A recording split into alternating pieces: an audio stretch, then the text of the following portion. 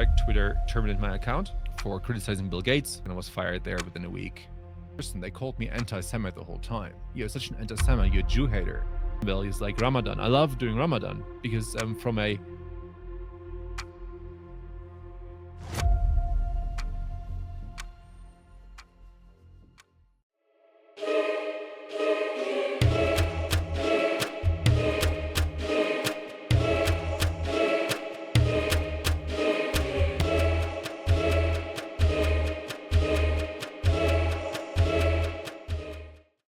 My guest today is Dr. Simon GODDEK, a biotechnologist, researcher, and independent thinker who is known for being outspoken, challenging mainstream scientific narratives, and increasingly narratives about Israel and Palestine. I'm very pleased to have Dr. GODDEK here today to discuss a lot of his criticisms of the scientific establishment, especially during the COVID era, as well as his other views and thoughts on free speech, independent thinking, the future of humanity, and his views on personal autonomy and health. And we're going to get into a lot of interesting, exciting issues on all of these topics, inshallah, today. Thank you, Dr. Simon, for being here with us today. Thanks for having me, Daniel. So I think for my audience, you have a very large following on Twitter, over 1 million followers, and a lot of them are Muslims. A lot of them have followed you because of your outspoken criticisms of kind of the COVID doctrine or the mainstream narrative, your criticisms of that. And we're going to get into that history a little bit. But more recently, you've been an outspoken critic of Israel. You've been supporting kind of the Palestinian cause, or free Palestine, you could say. And what motivates you to do this? What motivates you to speak out for the Palestinians? And also, I want to know if you've paid any kind of price for this in terms of professionally or in any other way in terms of business. Give us more background on that, please. So first of all, I've been canceled a long time. So I mean, like, you can't cancel a canceled person.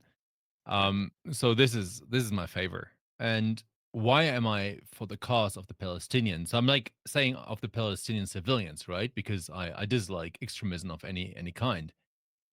Because I see injustice and lots of injustice. Just like during COVID, I saw lots of injustice. I see injustice again, and I see people who are pushing a one-sided narrative, and I just can't stand it. You know, during COVID, they called us anti-vaxxers. Look, this anti-vaxxer, and I wasn't even anti-vax in the beginning, but they just called me this. They gave me this label, like, "Oh, this anti-vaxxer. You need to fire this anti-vaxxer." You know, and I lost 2 jobs, 3 jobs actually, because of me speaking out against COVID. And now it's like common sense. What I said like 4 years ago is common sense nowadays. So, um, but still, back in the time, it wasn't common sense. But they called me like an anti-vaxxer and canceled me, and I see similar things now. So in the beginning, I was more observing, and still, as an observing person, they called me anti-Semite the whole time. You're such an anti-Semite, you're a Jew hater. And I didn't make any comment that could, like, they could link me to anti-Semitism. First of all, because I have Palestinian friends who are Semites. Why should I be anti-Semite if their families are killed? Doesn't make any sense. On the other hand, it's like the same label again that they did during COVID, and it doesn't touch me anymore. I don't care. And I mean, like, I grew up in Holland and Germany, and now, like, lots of manipulation there. So we were told, like, that we were like the worst people ever, and that we did so much injustice, and that we have to love Jewish people, that we have to love Israel, that we have to love Zionists. We were told this the whole time, and I believed it. I was a total believer of this. I was like a huge supporter of Jewish Zionists, of Israel, because I just didn't know until I was watching television with my dad. I remember I was like 17, 18, and there's a French channel. It's called Art, or in German Arte. I think it's a French German collaboration. And it was a documentary about Palestine, about settlers like stealing the wells, or destroying the wells of the settlers, so they couldn't grow, like their orchards couldn't be watered anymore, and so they had the right to take the land. I was like, what the heck? Why didn't I know this, right? So this is when I started waking up, which is like 20 years ago. And more, I learned more and more and more. But I mean, like, I'm living in Brazil now, and I lived in Africa and Europe, and it was like, Israel is far away. So I wasn't confronted with the atrocities of Israel the whole time. And of course, the reminder came back when Hamas attacked Israel, or when Israel let Hamas attack them. Let's to put it in the correct terms. So that's when I again saw what's happening, and I mean, like as I said, I wasn't a big, I was an observer. I wasn't cheering for any. I mean, they call them terrorists. I call them extremists or extremist resistance fighters, whatever you want to call it. But anyways, I don't like. It doesn't matter who kills civilians. If you kill civilians, it's not a good thing. You shouldn't do it. If you, I mean, like, you're Muslim, you're the Quran. You're not allowed to. If you kill one civilian, you literally kill all humanity. And like Hamas killed civilians, right? And it shouldn't have happened. I mean, like if of course, if you see the proportion of how many civilians Israel is killing all the time, and then Hamas is like, why are we getting so mad for the one side, but the other side's allowed to do it? But this is another different story. So, of course, after the attacks, I was like, okay, well, this is not a cool thing. But I mean, like, we saw very quickly that Israel let this happen, and everything that happened afterwards was just like horrible, regarding what Israel was doing. And also, what actually woke me up is during COVID, I had many people who were fighting on our side on COVID were like pro-Israel, or were even Zionist Jews, right? For example, Dr. Eli David, right? I mean, like, him. He's like one of the worst, right? But during COVID, he was like red pilled. He was like, all right, he was fighting it. I don't know for what reason, what his end game was, but I mean, like, he was on our side. And he put a picture on his Twitter with a picture of Dresden, end of World War II. The Allies were, I mean, like, Germany lost the war, and they were just like flattening Dresden and killing tens of thousands of civilians. And he was like posting this picture and was like, "Oh, coming to you soon, Gaza." I was like replying, "What the?" And he called me an anti-Semite and blocked me. And I was like, "What is going on?" These things wake you up. You mean, like, um, there was no other word. And then, of course, more and more happened, and all these Jewish people, besides their two who are in my DMs, who are on our side, they're still on, but they are not. They don't dare to speak up because they would get canceled in their own community. I'd say most of them, they are all like totally pro-Israel, pro-genocide, pro-atrocities. And this was shocking to me. And I was like, this is happening again. So I, of course, spoke up. And I was in the beginning, I was speaking up now and then, once a week. And it's getting worse and worse and worse. So the rhetoric of the Zionists is getting worse and worse. So I mean, like, I don't know how many times Randy Fine was demanding to nuke civilians in the last couple of weeks, or to commit war crimes, or to kill them all. And this is something I'm like shocked. I mean, like, they claim Jordan that Peterson, right? Jordan Peterson said, "Give him hell," and but that was in the you know, beginning. I mean, like, yeah, understand if people are getting, uh, they're getting emotional in the first 2, 3 hours or days, and they're like, give them hell, etc. I understand. I kind of understand this part, right? I mean, like, kind of understand. People get emotional and they say stuff. But what Randy Fine is doing, I mean, like, every single day is getting worse and worse, and demanding war crimes on his Twitter site. He's demanding to nuke civilians, and yeah, nothing is happening to him. If I just say, like, "Oh, I want to punch this Jew," I would get canceled from the internet. But he can say, like, "Oh, I want to nuke 2 million people." Everybody's like, "Oh yeah, that's all right, that's all right." And no single person wearing a little hat is saying, like, "Oh no, this can't be. You can't say that." They're all like, "Oh yeah, justified." So this is kind of shocking, right? I mean, like, I just want to say one thing. You always have to say that there will always needs to be a disclaimer, right? Otherwise, they get me. I just want to say, it's not all the Jews. Just saying, it's not all the Jews. There are very good Jews on our side. I get DMs almost every single day. I'm like, Simon, I'm Jewish, and thank you for speaking up. I can't do it for obvious reasons. So there are many good people out there. So I don't want to generalize, but I'm saying those who are outspoken, those people wearing little hats that are outspoken about what's happening, they are using terminologies that are super shocking, that are much worse than what an Austrian painter used to say. Much worse, because this Austrian painter didn't have this kind of aggressive rhetoric. His rhetoric was like, borderline. It was like, when I listened to him, I'm like, well, it doesn't have to be, but like what they're doing is like, it's like literally demanding war crimes. And that's yeah, shocking. And this, like, I can't be silent on that. yeah.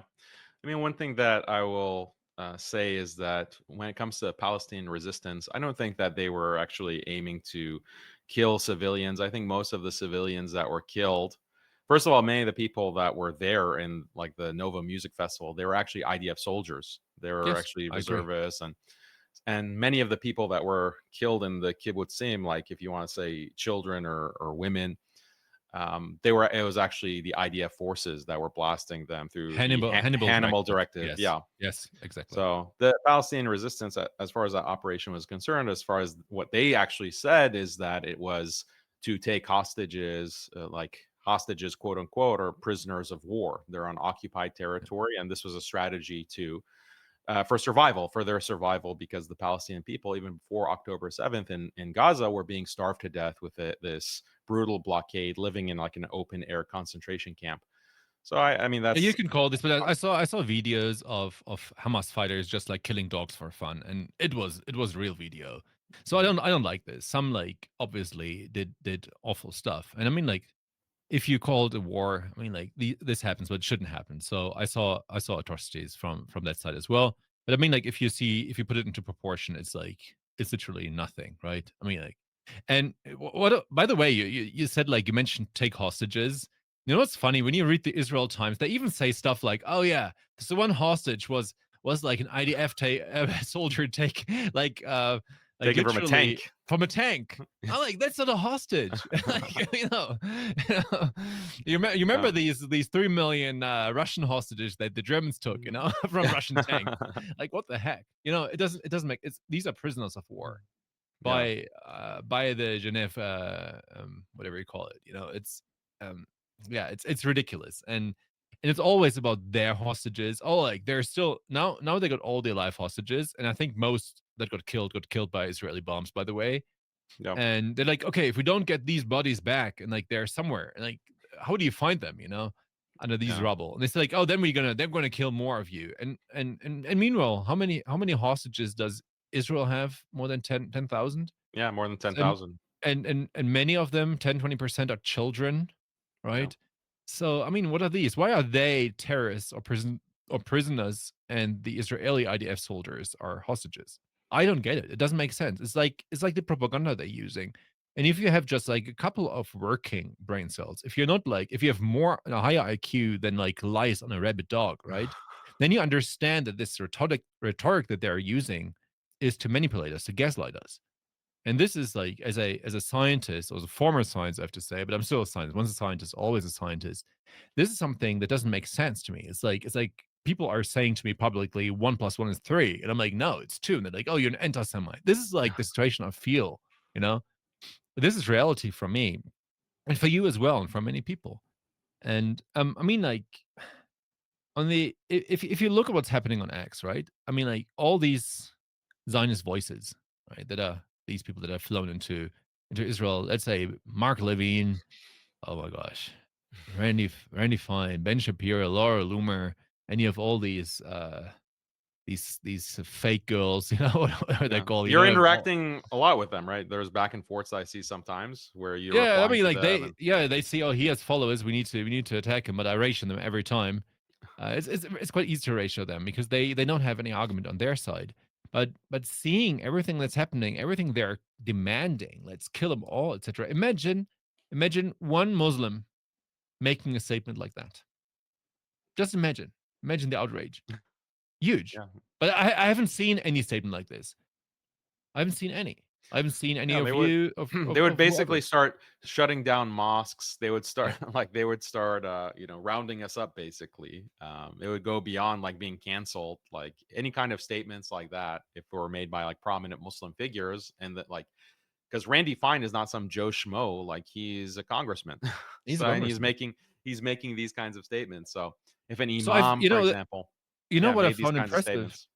I was in a space, in this space there was like a mass fighter or a resistant fighter was joining, and he made some radical statements, which I consider radical, not even close to what Randy Fine is saying, right?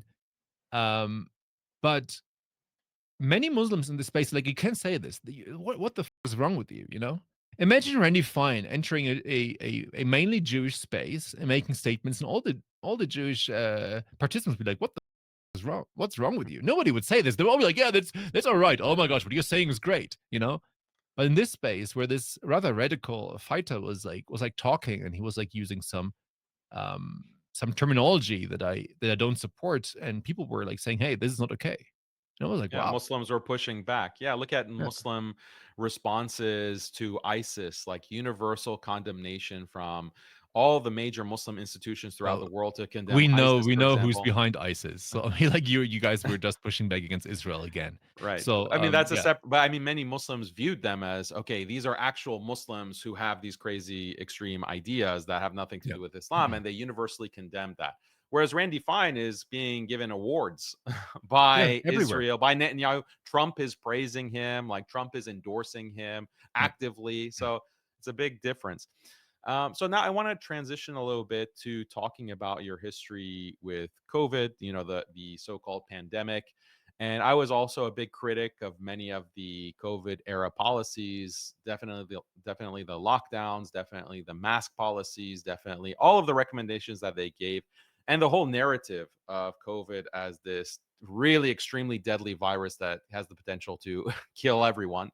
I was a big critic. I got canceled for that to a certain extent. I got banned off of Twitter, and I want to know more about your history. I obviously know it, but I want the my audience to really hear it from you as opposed to me describing it. What happened exactly? Like what led you to be skeptical? What led to the pushback? What exactly happened at your institution? And just that whole story, if you can describe it for us for the benefit of our audience. Yeah, so what people don't know, and actually, if you Google me, you understand. Prior to 2020, I didn't have any audience. So my social media, I mean, like no Facebook. I have my Instagram still with a couple of travel pictures, but that's like literally it. So I was a scientist at one of the best universities in the world, and the best number one in agriculture biotech. And I was in the field of multi-loop aquaponic systems. So it's actually I was developing bioreactors that are necessary to grow food on Mars or other planets or deserts. So that's why I have like a Namibia Cup here at the project Namibia. Lovely. So yeah, I was working on that, and in the meantime, I was trying to understand the metabolism of human beings and other animals that are part of the loop, right? Um, so that time I was writing and reading a lot about vitamin D, and the pandemic hit. Obviously, I mean, like I call it a plandemic or a fake demic, whatever you want to call it, because I think there was no pandemic. But it's like, I mean, we can get into it. But anyway, when they announced the global pandemic on my birth date, March 16th, and I was like, yeah, happy birthday, you know. And they said like you have to stay inside and all this stuff, and I was like, hey, it doesn't make any sense. If there is a pathogen out there, they should tell like go outside in the sun. That's like the first thing. Go outside in the sun, eat healthy, work out, and don't be afraid. This is like it. This is it. If you don't want to get sick, these are the things to do. But they said the opposite.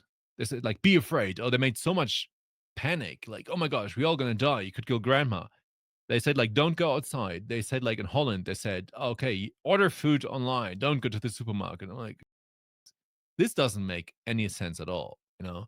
On my birthday, I was in Brazil, luckily, my wife's Brazilian, and I was here, and I was, like, just, like, observing it from here, um, in the first couple of weeks, and it just drove me crazy.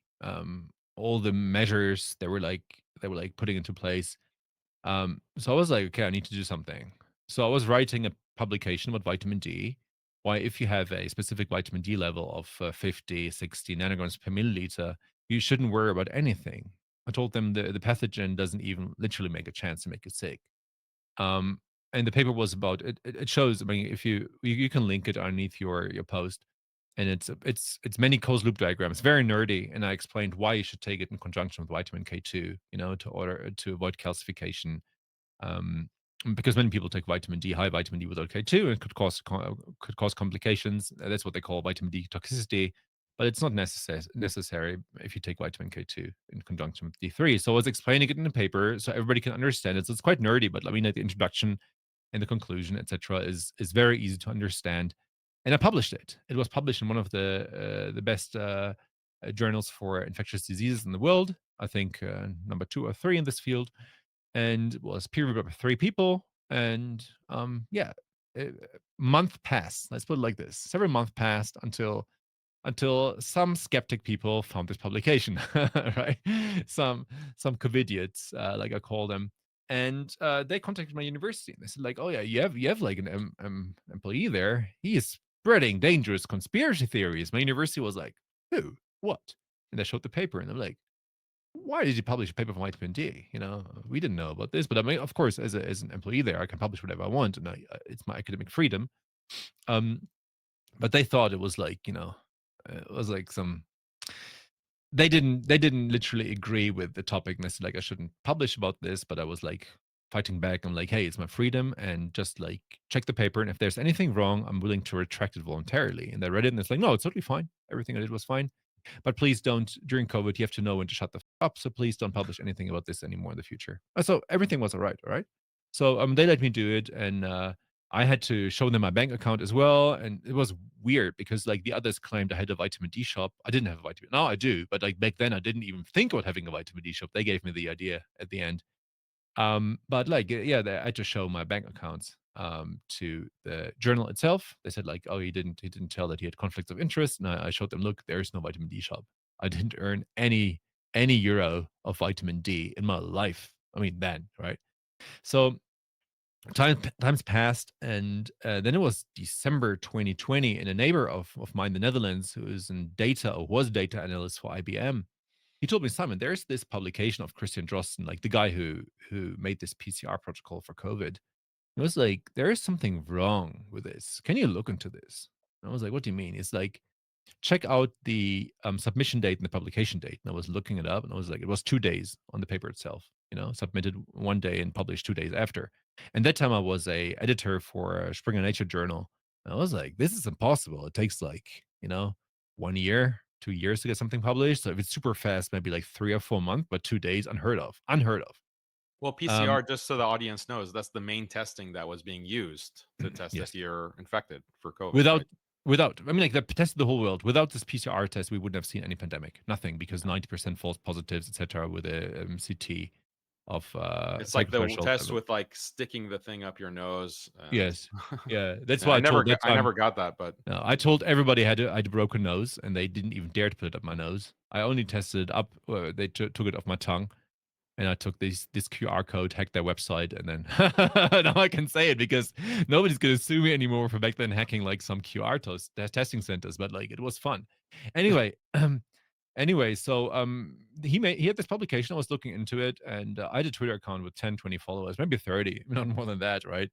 So I like this nobody account, Joe bunch of numbers, and just I didn't have numbers behind my name. Um, so yeah, I was looking into this, and I figured out like with the sources they used, so the time window of submission to publication was less than 24 hours. And I made a thread about this, and I took screenshots from the back end because I, as an editor, had access to the back end, and I was explaining the whole process from the beginning to the end of the peer review process. I was saying like, look, this looks like fraud, and so, I submitted it, I went to bed, I woke up the next morning, and, like, my phone was exploding. I was like, "What the heck?" So it was, like, I think 1,000 likes, which is, like, a lot for a small account with, like, 20, 30 followers, right? And it yeah. went viral, and lots of attacks. And I looked up who's attacking me, and it was, like, colleagues. Dutch colleagues from other universities, all professors attacking me for smearing science. And I was like, "What the heck?"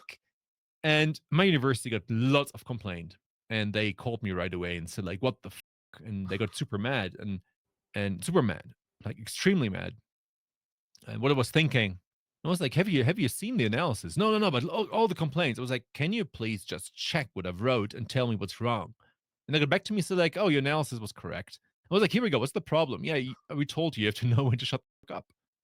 I was like, "Come on!" And yeah, eventually, they yeah, I mean, by law, they didn't fire me because my contract ran out, but I found follow-up funding in my free time, so I got the university, I think, 1,000,000 euros, and it had never happened before ever that the person who got them the money, didn't get the follow-up contract. So actually, they took what I got the money in my free time, and they said like, "Thank you for the money. We take some." They said like, we take someone who's less critical than you. So they didn't fire me, but they kind of fired me. I mean, like, because it's the money I got for them. Wow. So super nasty. Um, I mean, like, what can I do? I was just like, okay, fuck it. So I just stayed in Mm, Brazil, and I found follow-up work with. So they were in this consortium of this funding I got. That were like included 12 universities, and nobody wanted to have me. They're like, nah, nah. I was like, well, I got your money. What's the problem? And they're like, yeah, what are you saying? And so they didn't like what I said. But the Norwegians took me.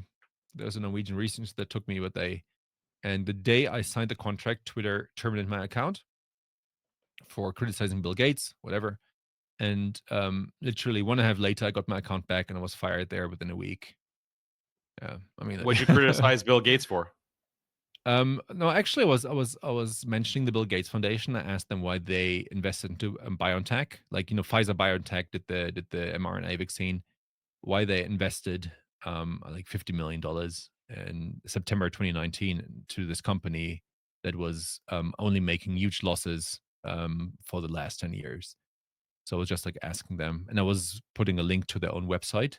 So where it states that they were investing this amount of money. And that's it. It was just like asking a question. So it was indirectly criticizing, how did you know, literally, but I didn't say that. And Twitter got rid of me of spreading misinformation. But I mean, like, it wasn't. But I was suing Twitter later, and they gave me this as a reason. So I was suing them here in Brazil.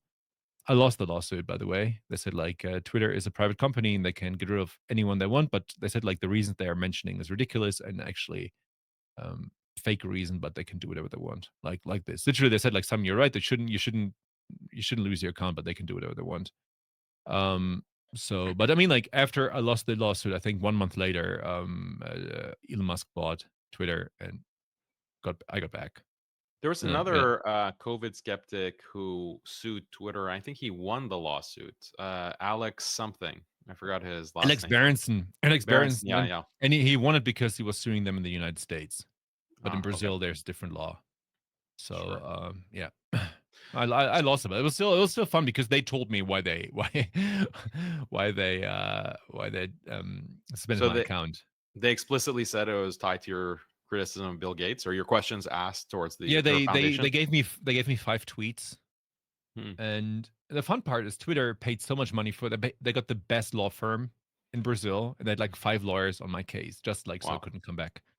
And they gave me several of these tweets. And of course, I was like, I was like writing a rebuttal for every tweet. Why it's like, and it was super easy. Like the tweets they gave me were like ridiculous. There is no way you can cancel someone for these tweets. And I showed them that even one was about my vitamin D publication, my very vitamin D publication. I posted a link and I said like fake news, Wow. And I was just like saying it to the judge, hey, look, this is literally peer reviewed. So how can a peer publication? How can you get canceled for this for fake news? And he was like, "Yeah, Wow. you're right. You're actually principal. You're right, but sorry. It's like, they have digital house rights, so they can just determine who is on the platform and who isn't." I was like, "Okay, fair enough. I'll stay on Telegram." And yeah, then Elon Musk got it, and as far as I know, Elon Musk was literally personally resurrecting 20, 30 scientists and MDs from that COVID era. So Right. yeah, that's when the other shit hits the fan because I had a very well paid job in Norway, but I mean, like, it was literally a week until they started noticing that they got many complaints. So obviously, they received hundreds of written complaints. The HR of that Wow. research institute within the first week. So of course they were shocked, and they wrote me a letter and they said like Simon Godek exceeded his freedom of expression on Twitter and his right of freedom of expression is right. So I exceeded my right of expression. Like how it doesn't make sense, right?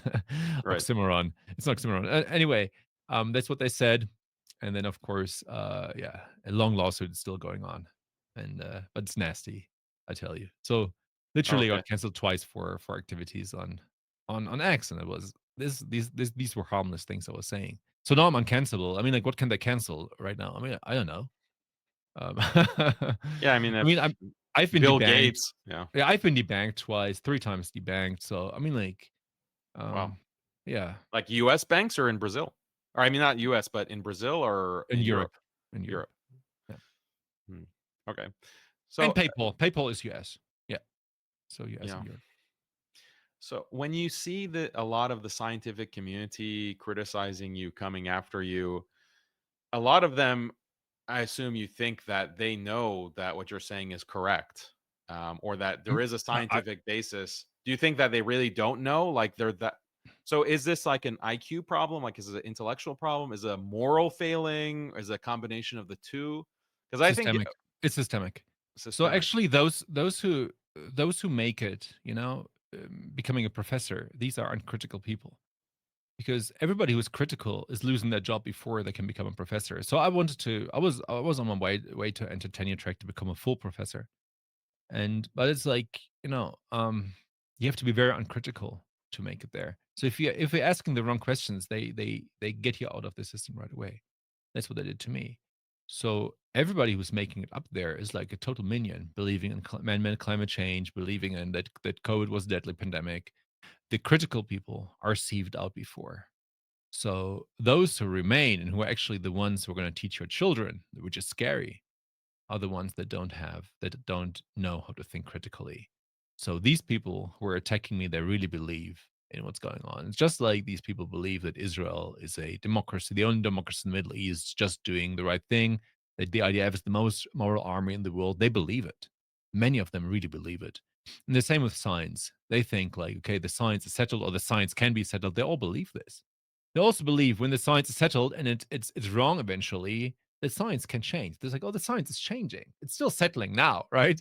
So they don't make any sense because it's like maybe it's an IQ issue, but it's like to understand causality, simple causality. Like literally my niece, who's like 4 years old, has better understanding of causality than many professors, and that says it all.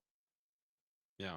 Yeah, that's why I think that you had a lot of people who didn't even have college degrees who were very skeptical of the entire COVID narrative.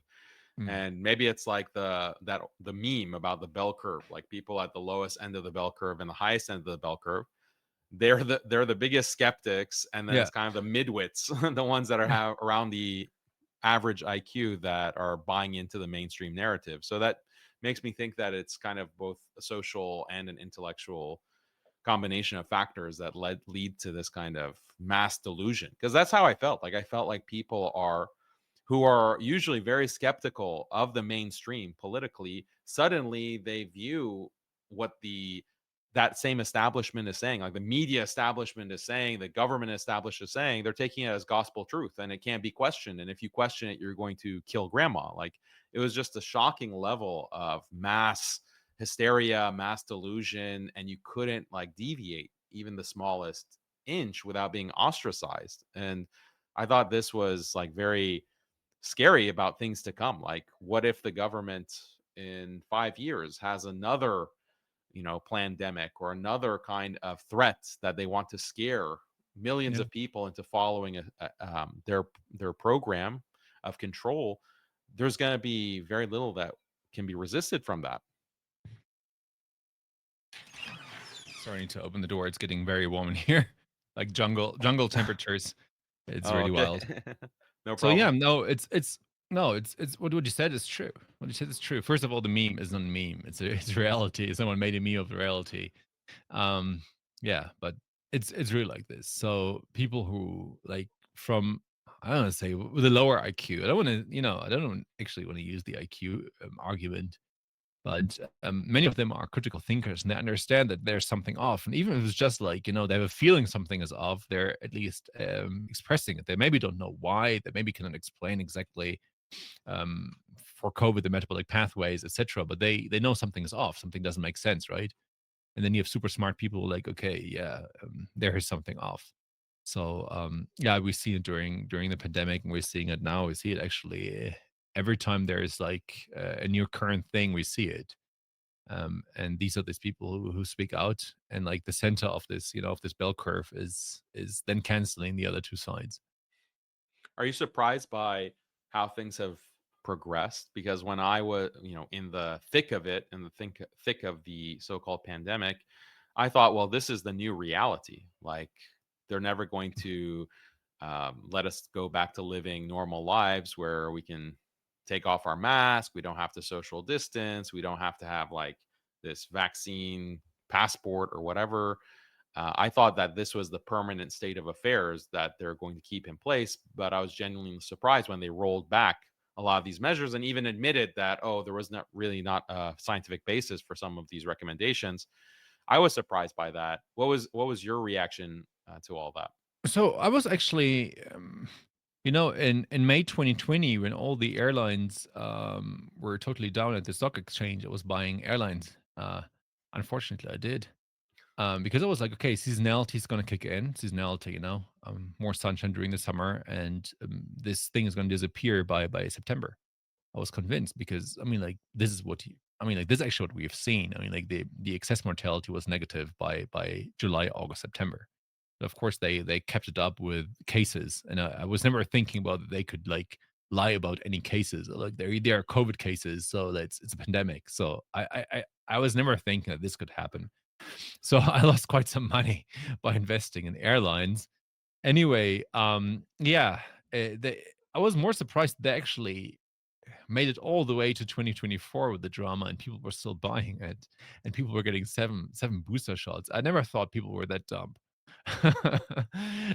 I I never thought this, but yeah, afterwards, I mean, like they were rowing back a bit, doubling down, but eventually, like everybody who was involved, like Fauci, Drosten, they're still free people. I thought like Trump is winning, and RFK is in there as well. They might prosecute them, and nothing, no consequences. So I'm very disappointed, but now Yeah. understanding a bit more of their agenda, where they stand, yeah, it's no big surprise. And do you think that there's going to be like lasting damage that has been caused because of not only the measures that were Mm. taken, but also maybe the mRNA vaccines? Like, do you have a perspective on the kind of lasting damage that could have taken place? I think the biggest damage is that children didn't go to school for like 2 or 3 years. That they're becoming antisocial. I mean, like people, like many children were locked in their rooms literally for 2 or 3 years without contact to others. And I think this is not good for the development. I think this is a much bigger threat. The mRNA vaccines, I think that did damage. So I know many people with heart attacks afterwards. So even with here in my Brazilian family, actually, everybody had heart issues afterwards. Everybody who got vaccinated, right? Um, and my European family also one case of death, and like several people really getting really ill after the vaccines. And we don't know long-term data. It doesn't exist, so we have to see what's happening. I think the excess mortality or the cancer rates are still increasing, which is scary, but nobody's talking about this. But there is a guy on X, you should follow him. He's called Ethical Skeptic, and he's doing all the data analysis, and it actually shows getting worse and worse, but nobody's talking about this. But on the other hand, when people took the vaccine, I always say, like, you can compensate it. There's a downside, of course. You have this mRNA in your body, and it's like, you can't flush it out. It might stay forever. I don't know. But it looks like it doesn't leave easily. And yeah, you can compensate it. Just like, work out, take vitamin D, omega 3, eat healthy, don't get exposed to many environmental toxins, check out if you have mold in your house. So these simple things, I mean, like they compensate kind of having yeah, this toxins put into your body. So if anyone who's listening to this is afraid of the mRNA, just try to compensate it. That's the best way to do.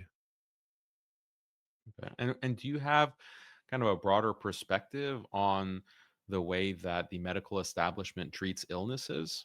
In Oh, general, maybe not just in terms of vaccines, but just in terms of just the approach, like the chemical approach to curing illnesses or to treating mm. illnesses.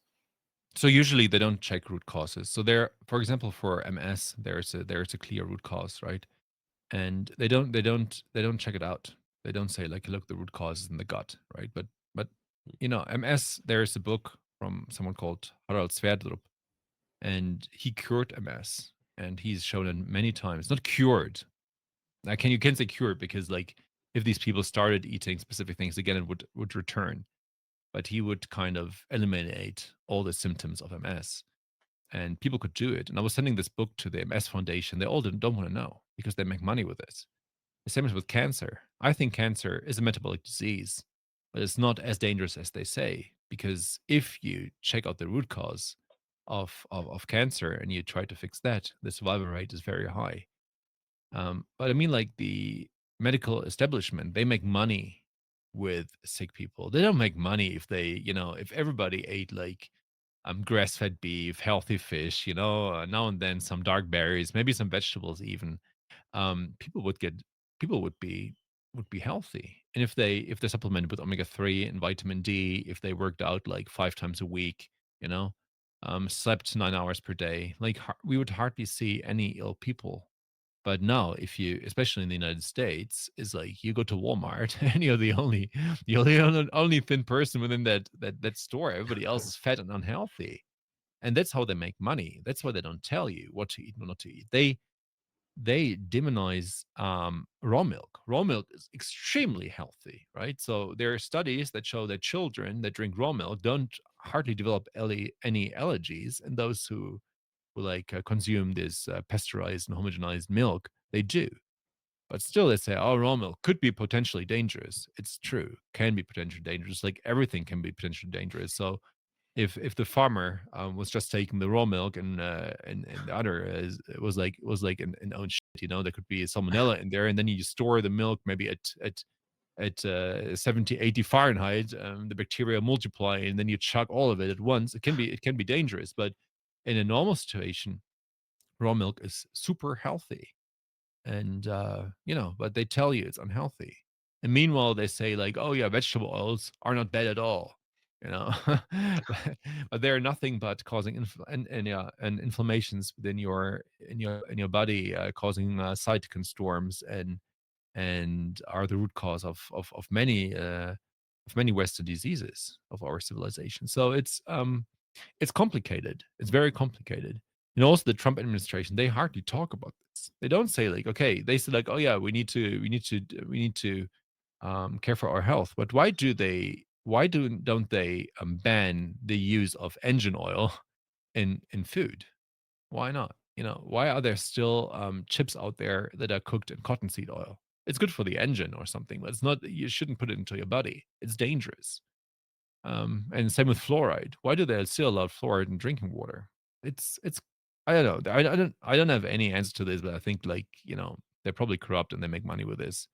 But that's why I'm trying to red pill people on X and tell them, hey, don't do vegetable oils. And I got many other influencers in my team, or we teamed up to tell people like don't do vegetable oils, just to The get them one healthy. thing that I found could red pill people on vegetable oils the most is to see videos of how it's actually made. Oh, that's scary. And like the amount of production, like these factories and the amount of processing to make something that is Yeah. basically trash into something that could be edible, quote unquote edible, Mhm. that that has a big effect on people. And it's like, okay, instead of using butter or ghee or animal fat, we're going to use like this highly processed, essentially engine oil, as you said. And it seems like very obvious, like what's the right answer? Like we want to go with the natural option. What's less processed, what's less industrial, produced on an industrial scale. Yeah, So olive yeah, oil olive oil is great. Even red palm seed oil is alright. There's coconut oil is great. Lard, um, I mean, you don't do lard most likely, but beef tallow you would eat. yeah. Um, yeah. But anyways, lard is also healthy, by the way. And then, of course, you can, if you, for example, if I fry some salmon, I take the fats afterwards, and I fry the next day something else in there. So there are many options, but don't use cottonseed oil or soy oil. It's really really really bad for your health. Yeah. I also want to ask you more about this metabolic view of cancer. So, do you think that it's primarily diet, or one of the things that really concerns a lot of people, I think, is the microplastics that are being found like in Yeah. everyone's bodies, and where is this plastic coming from, and is this going to have an effect on our metabolism or cause cancer? Like, what is your perspective on that? So there are many factors, right? So we have the microplastics, which are maybe they count as environmental toxins, but they're not environmental anymore if they're in your balls, right? So they kind of become part of you. And then you have radiation is a very important Mhm, factor. And this is not just like solar radiation. I think that's rather good radiation, but it's more like, all these routers and all the radiation mhm, you're exposed to when you live in the city. Um, you got light, like white light has an impact as well. It's a smaller one, but I mean, like if you're living in a place where you have all the white light, it can have a negative effect on your hormones, and this again has a negative effect on, or can have an effect on cancer development. A very important one, of course, I already mentioned it, is like the omega-3 fatty acids in the ratio to the omega-3s, so the vegetable oils. We got lack of vitamin D. It's not the trigger, but it's like, it can make the development of cancer much easier. So there's this scientist in Brazil. He's called Coimbra, and he actually shows if you have vitamin D bloodstream levels above 80, cancer usually doesn't break out. Um, then you have other factors, such as sugar intake. So people eat lots of sugar, because cancer cells, like they thrive on sugar. And what else? There are so many. I made a graphic actually and posted sometimes, and it shows all the environmental factors that can cause it, and things that can actually help to cure it. So I think another very important thing that is actually triggering cancer is the dysbiosis, which is a bacterial imbalance in the gut. So if you have, let's say it in layman terms, you have more bad bacteria than good bacteria, and knowing that 70% of your immune system is located at the gut, and having a bad gut microbiome with can have an impact on your immune system and on cancer development. So there are many factors, but like it could also be mold.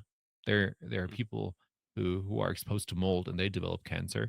So it's always, you always have to see the individual level. So there's one trigger, two triggers or more, right?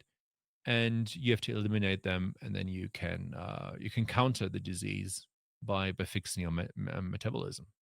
So this is how we usually do it. And I think when someone has a cancer, what MD has to do, and he has to dive deep into the life of the person, and say like, hey, this could be the trigger. Let's look at it. And if not, how can we if you can find the trigger, how can we treat it? What is your omega-3 index? What's your vitamin D blood serum level? What does your diet look like? How many hours do you sleep a night? What is your cortisol level? What's your inflammation level? So there are many things you can check and adjust so that the person can fight this disease. And I think if MDs did this, the cancer survival rate would be much, much higher, but they don't do it. If you go to hospitals nowadays, and I've been in hospitals visiting people, like, the food they're getting. It's It's terrible. literally like it's usually bread, like flour bread. It's not even fermented bread. It's like, the industrial flour with like jam for breakfast, and margarine, not even butter, margarine. So they're giving them like gluten that can cause like a leaky gut, or open the tight junction. So more trash gets into your bloodstream. They combine it with sugar and omega-6 fatty acids. I'm like, what the heck? So this is what and then you have the vending machines in the hospitals, and these vending machines just sell like Coke and Snickers. And I'm like, okay, these people don't want them healthy. So if you want to cure someone, change the diet, give them just like, beef, everyday beef, give them blackberries that would they have to drink, raw milk, kombucha, do this for 3-4 weeks, and the person's going to feel much better. But no, they don't. They give them trash to eat so they don't get healthy. So no chemotherapy or no other therapy is working if you're still putting trash into your body, because trash in, trash out, right? So it doesn't help. It doesn't really help to cure any disease at all, like none of them. Right.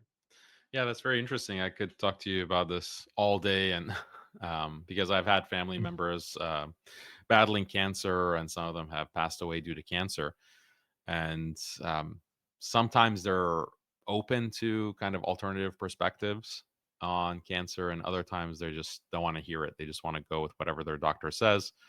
And you I know, mean, I understand them. I mean, like if they want to do chemotherapy, it's fine, but just like, do yourself a favor and and puts good stuff into your body. For example, IP6 has a very high success rate for cancer. IP6 with the medical mushrooms.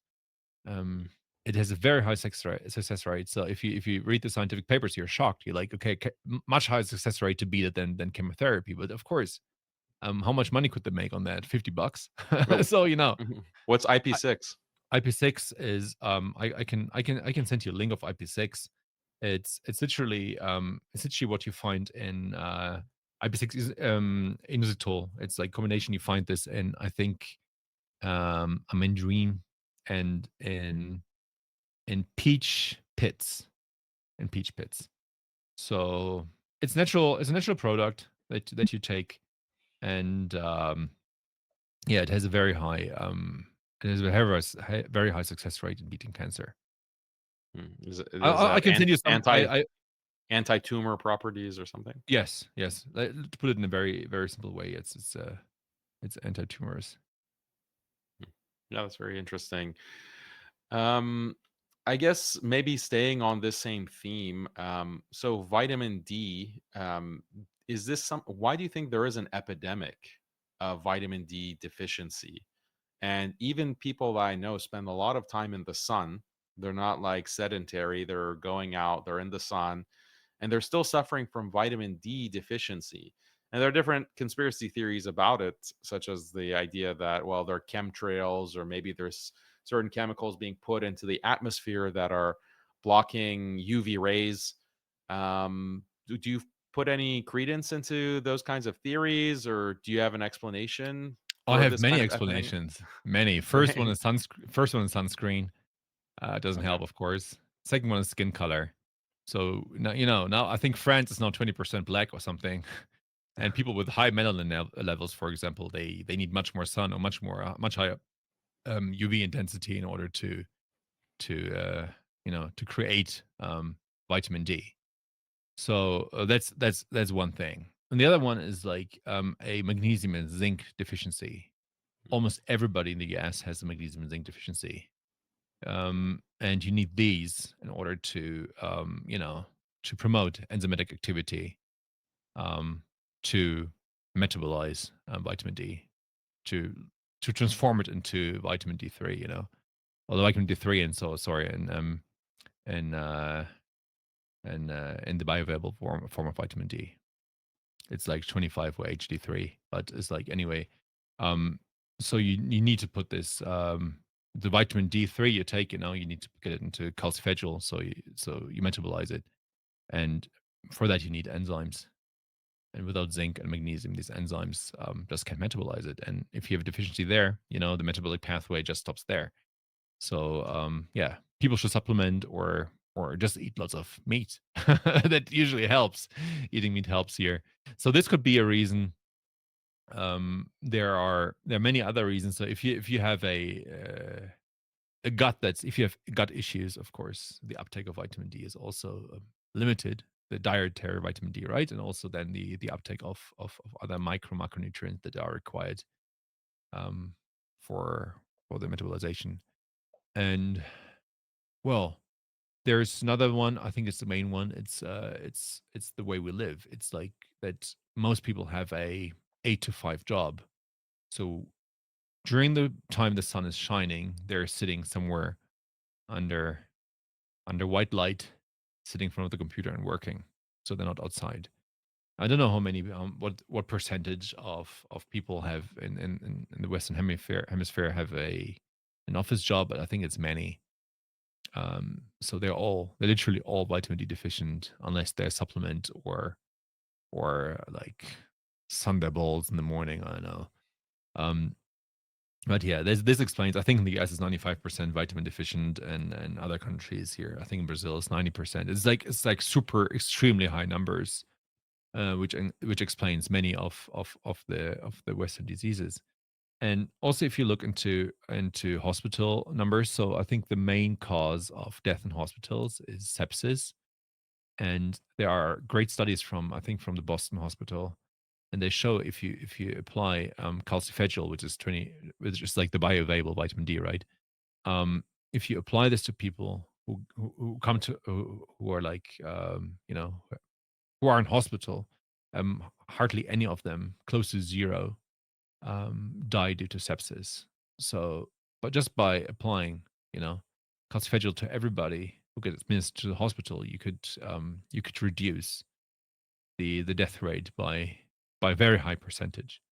Um, so these are things people don't know, and even doctors don't know them. And probably if they said like you want to do it, and there is still some bureaucracy that says like, oh, you can't do this, which is scary because it could save lots of lives, and people don't know this. It's like the hormone, the vitamin to activate your immune system, like the hormone, right? So low vitamin D means immune system shut off. High vitamin D means immune system working. And the degree of your health of your gut is like telling you how well the immune system is working. So if you have high vitamin D levels with a good with a gut with good bacteria, good working gut, with no gut issues, you probably never get sick.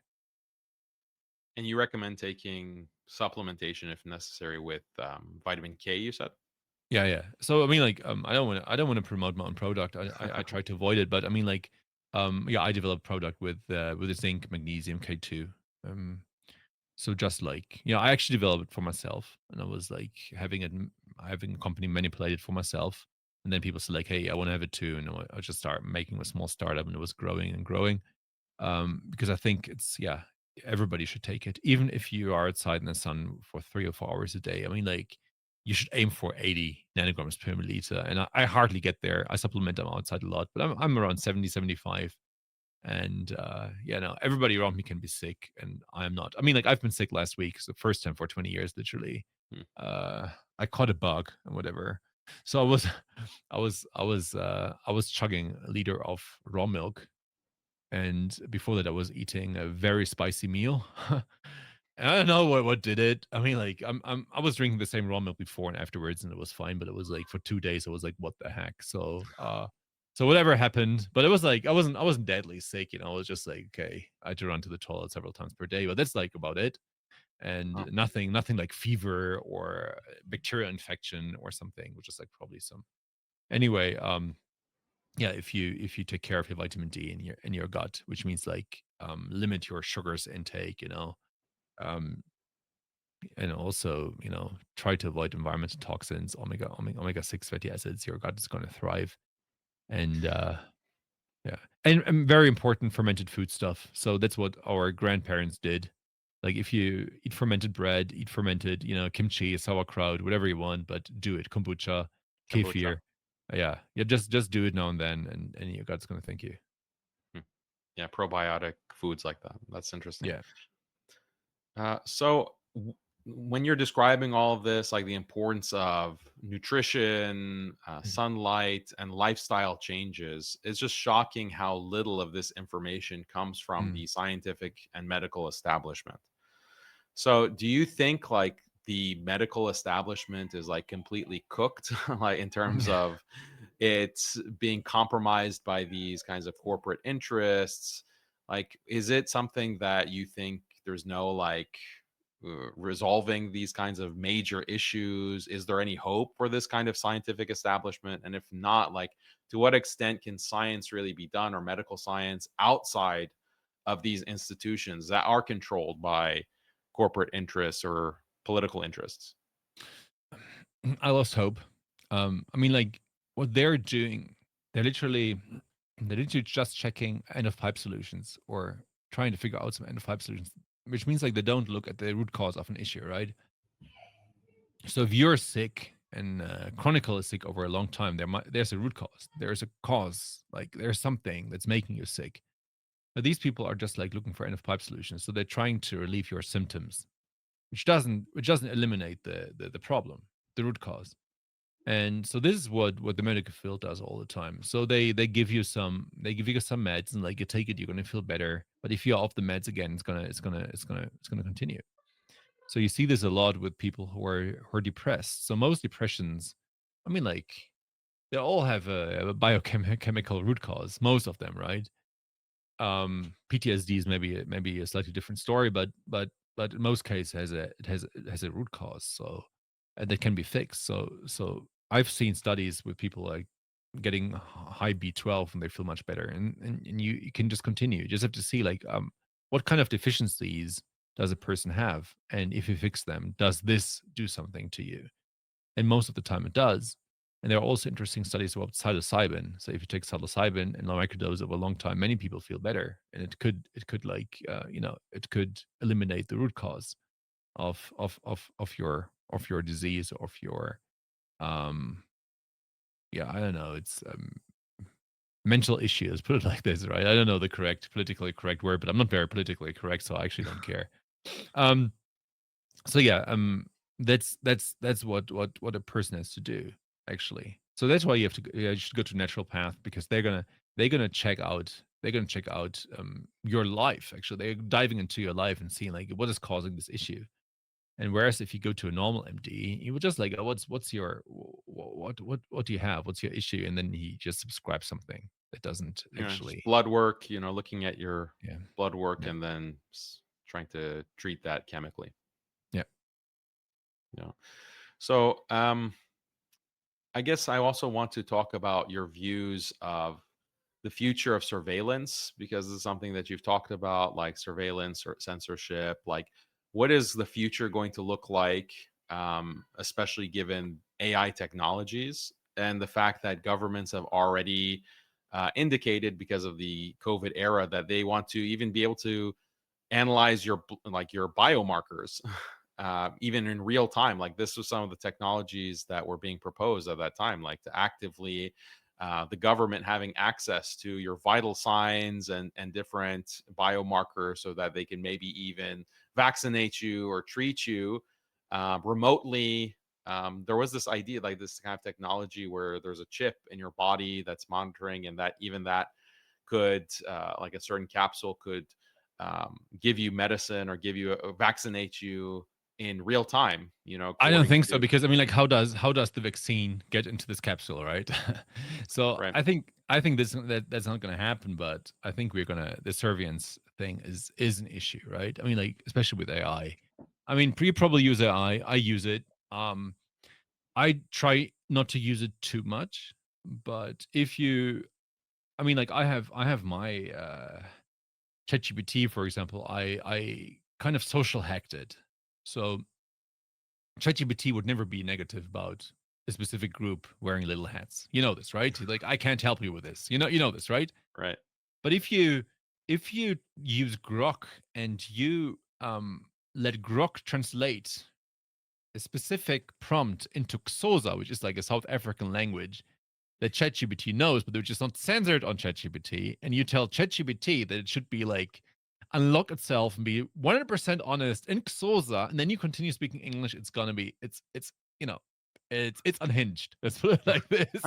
It doesn't have any filter. Like probably now they know and they're gonna shut it down as well. But anyways, if you do this, it's unhinged. Mm. So my ChatGPT can be Islamophobic, anti-Semitic, everything I want. It's like hardcore. It's like really hardcore. It would never say, I can't help you with this.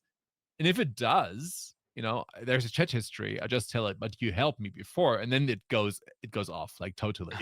Like you are worse than Hitler, and you're like, oh, but you told me to. All right.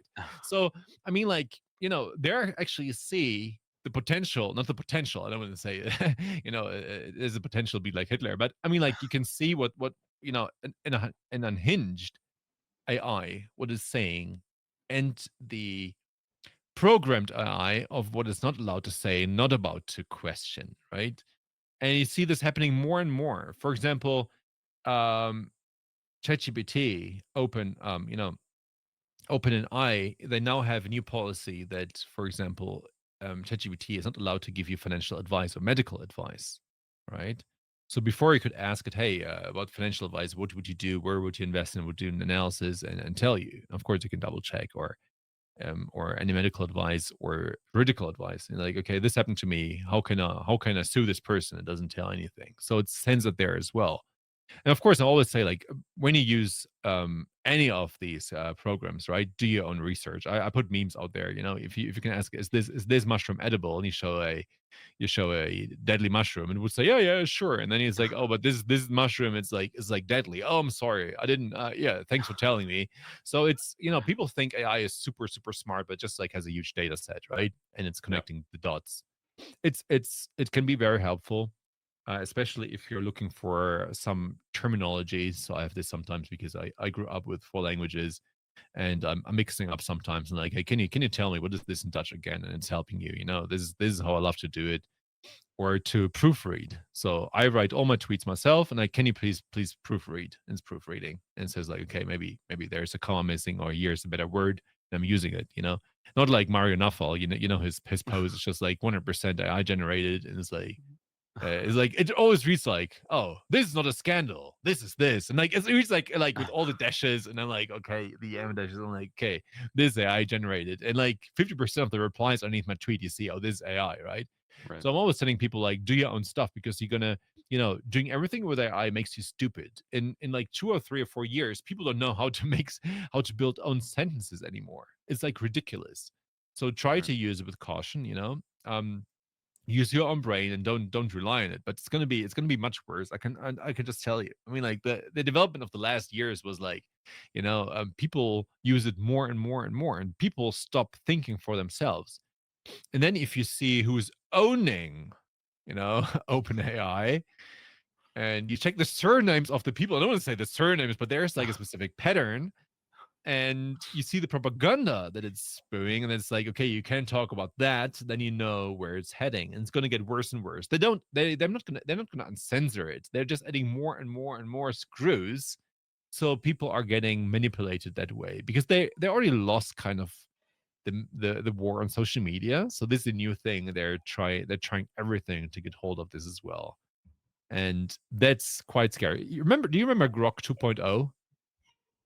Which Like one? The the Mecha Mecha Hitler? Hitler. Yeah, Yeah. yeah. Super base. I mean, like he did. I mean, like I don't want to say like I would say he was base in general, right? Yeah. You could ask him something, he would be like honest. He said like, okay, what they're doing is a war crime, blah blah blah. And then, but he would be honest about everything, right? About every religion. He would trash Christianity, Islam, Hinduism, like, oh, they poop on the streets. They were just like super unhinged. And I like this. I mean, like, just let it be honest and unhinged, and just like, make your own conclusions. But right now, it's just like, it's still unhinged about Muslims, Christians, and Hindus. But there's like one little religion that's not allowed to talk anymore about. Right. Um, yeah, so it's a bit scary, I think, and it's not going to get any better. So I'm very careful with the eye, but of course, it's an opportunity, if you want to get stuff done. So, for example, I did quite some programming as a teenager, and I earned money with this. And now, if you can read code and you have access to AI, it's like, can you write it to me? You just proofread it and say, can you change this and this? And it's like 10 times faster than coding. So it's super helpful with these kind of things, right? Unless you wanna talk about some political incorrect. I mean, like not politically incorrect, but like political stuff, or stuff that is like questioning those in power. AI has some values. For example, I'm an engineer, and I want to have some, for example, some calculation for a U value for a wall, right? I said like, hey, these are the parameters. Can you please do the calculation for me? Blah blah blah. It's doing this. I can control AI correct, and instead of me working on an Excel sheet for 2 hours, it's doing it within 30 seconds. So this is a huge opportunity for people who want to do stuff themselves, who want to build, for example, their own houses. They want to do their own insulation. They want to, for example, or in permaculture, for example, I'm doing permaculture here in Brazil, and for example, I want to have the perfect fertilizer for banana tree, for example, right? I can look up the internet, and like look on forums, and then take me 20 minutes, or can just like ask Grok and ChatGPT at the same time, like, hey, can you please tell me the best fertilization for banana trees? And they come up with options, and I can double check, and I can do it. So it gives you some huge additional value also to life, but you have to be careful, because they are going to use it against us. Yeah, I mean that's the main concern that I have, is just it being used against us. For because in the past you've had surveillance since 9/11, like mass surveillance and the Patriot Act. The Patriot Act. Yeah. And then Edward Snowden revealed like some of the technologies that the NSA had access to, and they're literally data mining every communication, Mm. whether Yeah. phone or email, internet. But there was no way to analyze all that data. Like you had a mountain of data from each individual, but without the ability to analyze that, it's like trying to find a needle in a haystack. Yeah. But now with AI, they can dedicate, like if you think of an AI agent, then you can have the equivalent of like 10 FBI agents or 100 FBI agents for every person, like analyzing Yeah. their Yeah. behavior constantly, their shopping patterns, their internet patterns, their social media following or network. So then it becomes this ability to control at a very granular level the entire population. And given that these governments have shown the willingness to do very anti-human things like that we've seen like in the pandemic era, Mm. that's very foreboding. Like that's really Yeah, scary. they're doing this. I mean, like the last time I was traveling to the US, they put me into custody. I mean, like, what can I say? And they were threatening me and all this stuff. So I mean, like they, they have access to what I do. I mean, like I'm using just Proton. I use Proton Mail. I have a double VPN and all this stuff. So probably that's why they took me out, so they could just drop my phone and clone it. I mean, like the first thing I did, I was like destroying my phone, right? When I got out, I destroyed my phone because I know they put a bug on it. And it glitched all the time. It was always glitching. The Wi-Fi thing was glitching, and I was like, it wasn't before, so it was just like destroying my phone. I was destroying an iPhone 16 Pro. Like, what the heck? But okay, I had to destroy it. They had access to it. Um, so yeah, it's that's what they do nowadays, and it's very scary. And they already use AI that way. They 100% OpenAI has a deal with the FBI or the CIA, 100%. But I don't care, when I'm on there. I mean, like, they can see all my unhinged stuff. I mean, like, what can they do? I mean, like, eventually I say it's First Amendment. I mean, like, what can you do? But it could be, of course, at one point that they said, okay, First Amendment, good. I mean, like, we're fighting now anti-Semitism, or you said something there to ChatGPT 20 years ago, we're gonna arrest you. It could be, but I mean, living in Brazil at least, but they're still gonna use a lot against us. But I mean, like, if we all fell in line, and say like, okay, I'm not gonna be myself anymore because they read what I do, and everybody is like holding back, they would win, right?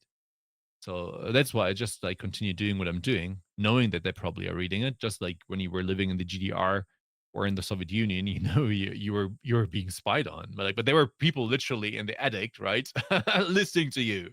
But now it's all online, so they don't need this amount of people. Like in the GDR, I think 10% were like spies spying on their own population because they needed that many, and nowadays they just need like a computer center to spy Yeah. on the whole population.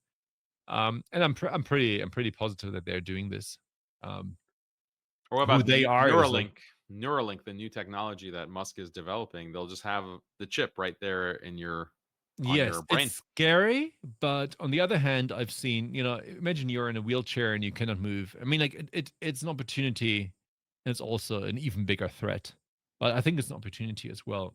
I mean, for very ill people that they can see again, walk again. I mean, like if it's used that way. I mean, like if you have a knife, right? I mean, like I can kill you with a knife.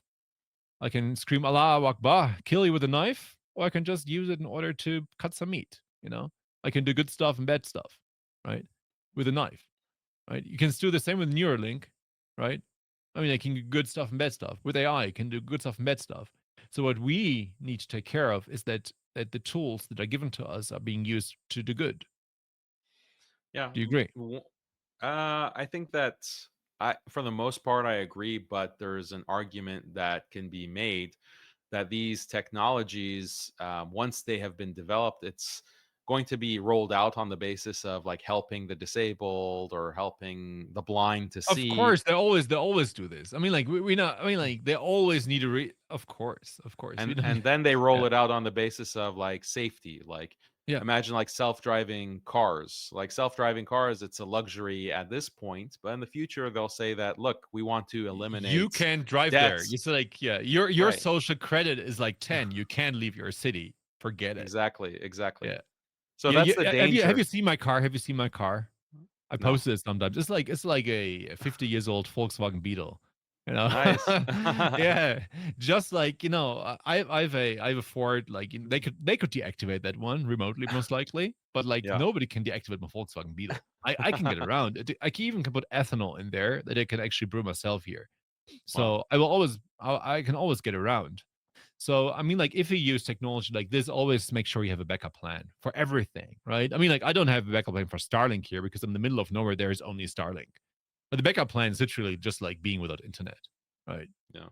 But How do you like living off the grid like that for the most part? well, it's great. I mean, like, if you don't get lonely, I mean, like, I have a wife.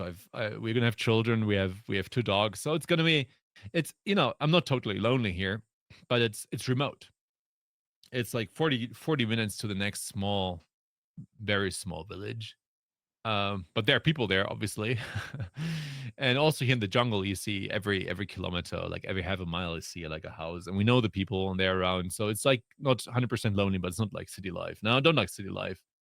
Otherwise, yeah, it's fulfilling. I mean, like being self sufficient. I mean, like self sufficient energy wise, food wise. Yeah, I don't, um, it's actually good to know when the shit hits the fan that you know that everything is gonna be alright, you know? I don't have to hoard,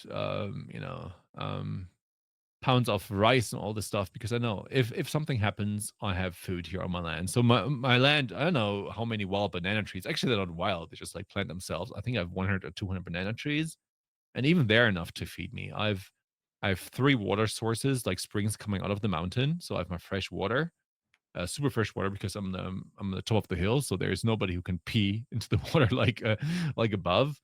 And many fruit trees, vegetables, chicken, 40 chickens. So I mean, like it's like 30 eggs per day. I mean, like I can live on that. I know.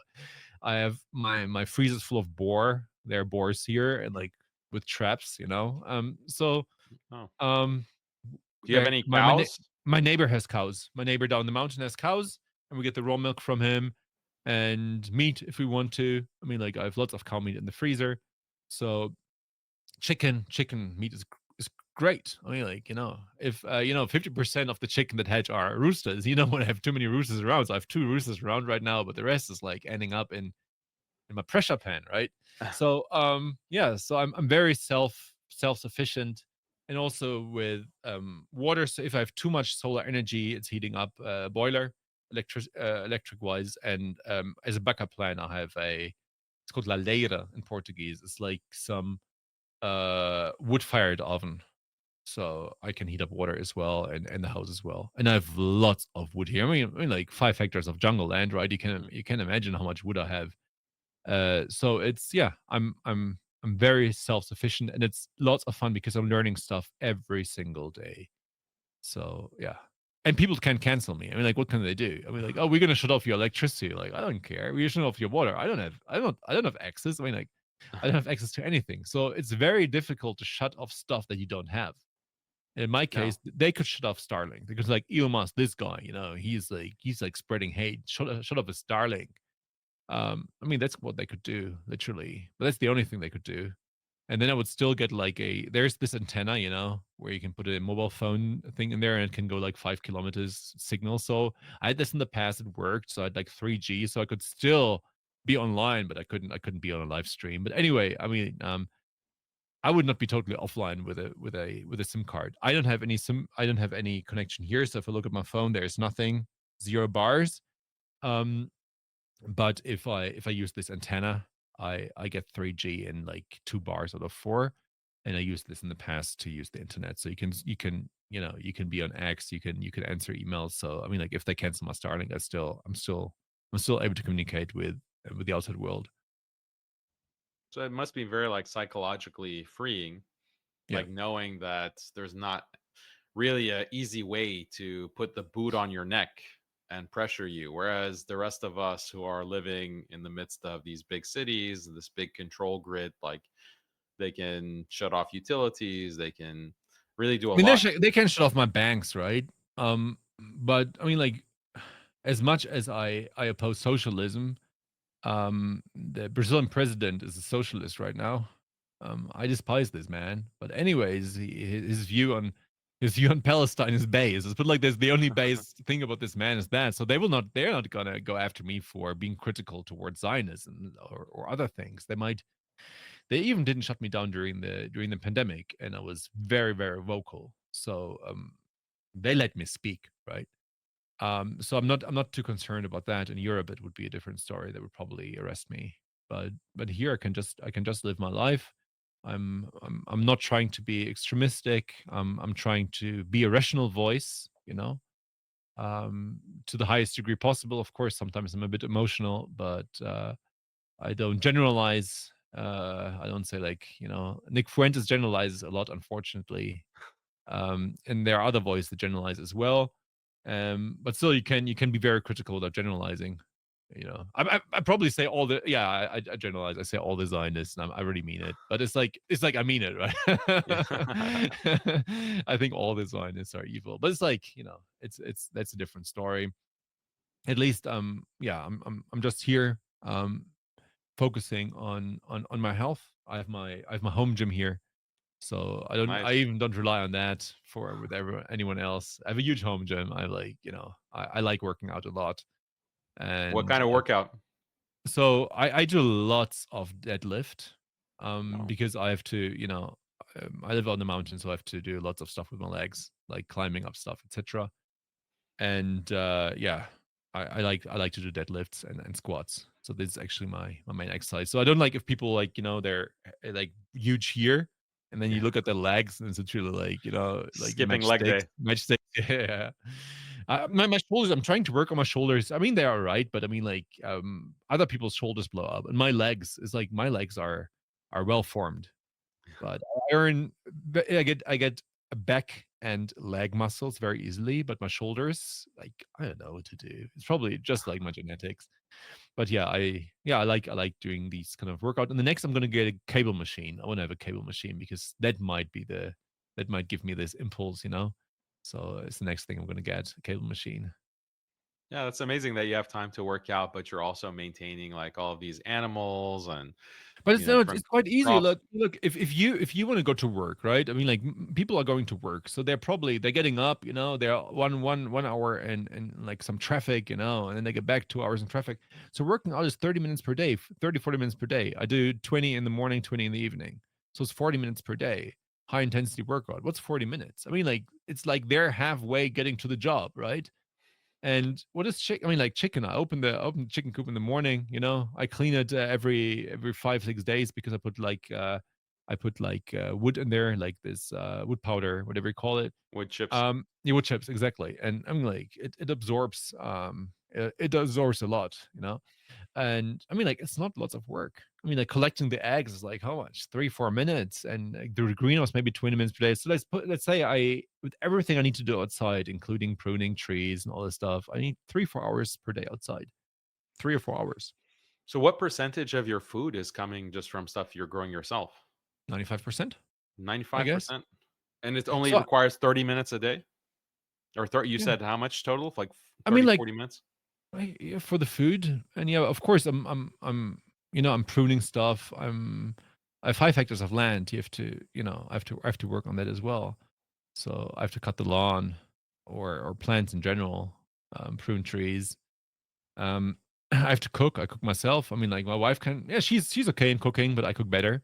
So so usually I cook, she cleans. It's fine. I mean, like I totally acceptable. Yeah. And no, this morning she made amazing beef pancakes. But it's my time tonight to make sourdough pizza. So I have a pizza oven. I make sourdough pizza, which I fermented for 2 days to get rid of all the gliadins. Anyway, yeah. So I think to collect food. I mean, like tomato. I have many tomato plants. I have many fruit trees. I mean, tomatoes. You go in there. It's like 1 or 2 or 3 minutes per day to walk by and like adjust things. And once a week, I spray them with sodium bicarbonate. Um, I have many strawberry. I have a huge strawberry system of like 20 square meters, Hmm. and you just go there and pick the strawberry. I mean, like they don't need any additional work, right? Like Collecting eggs. So it's like pest control, is that for difficult? Like, strawberry, it's not that critical. It's it's critical for tomatoes. So I use sodium bicarbonate and carbonate and neem oil. So that actually helps. But tomatoes are very critical in a subtropical conditions, like the humidity. They can't deal with this. But I figured out, so mice survive at least. I mean, they don't look as great as in the US or drier regions, but they make it and they create lots of fruit. So actually per day, I maybe have 1-2 pounds of tomatoes. Mm. I love tomatoes. So we Yeah. have tomatoes, strawberries. We have many blackberries. We have mulberry trees that are, oh my gosh, my freezer has like maybe 30 pounds of mulberries. I mean, like there, it's like it's insane. We have a fruit called jabuticaba. It's a Brazilian fruit that is like growing on the stem of the tree. It's super healthy. Yeah. So actually, what we buy is flour. So we buy imported flour from Italy because they're like here in Brazil they use too many pesticides. But yeah, I mean, like we don't eat lots of flour, so hardly any. But once a week we make pizza because we love pizza. So once a week we make healthy pizza. So it's like a pound, and it's enough for 2 days. Um, and for the rest, of course, we buy rice. Eventually, sometimes we eat rice. For example, if I cook, for example, day before yesterday, I made butter chicken. So we eat with a bit of rice, or I make my own naan bread. And for the rest, it's very carnivore, many very low carb. So it's day before we had um, beef ribs, like spare ribs, like but beef because we hardly eat any pork. Actually, hardly ever. So I don't know the last time I bought pork. So I put salami on my pizza to be fair, but that's probably the only pork I eat because I think pork is not healthy. Pork isn't good for you. So we eat lots of beef, boar, which we don't consider pork, and chicken. So, but mainly we eat beef. So 80% of the meat we eat is beef. And so I made amazing spare ribs in my oven, and then we just eat spare ribs with maybe some tomatoes and some onions or something like this. So this is actually the usual meal we eat. So low carb because it's in my opinion the healthiest thing. And during the day, we have coconut trees. So we drink lots of coconut water, lots of coconut water. So maybe a liter per day, coconut water, Yeah. full of electrolytes, super healthy. So this is the kind of stuff. And we have, I don't know, maybe like 10 lemon trees. So in the morning, I make my water from my own spring. I add like a lemon to it, and it's already starting the day well. And then during the day, yeah, like dark fruits. Dark fruits is what we like to eat. Now and then, some passion fruits. We have many passion fruits as well on this land, and it actually gives your body all you need. Passion fruit is full of magnesium, as far as I know, so it's actually a good thing to Yeah. eat.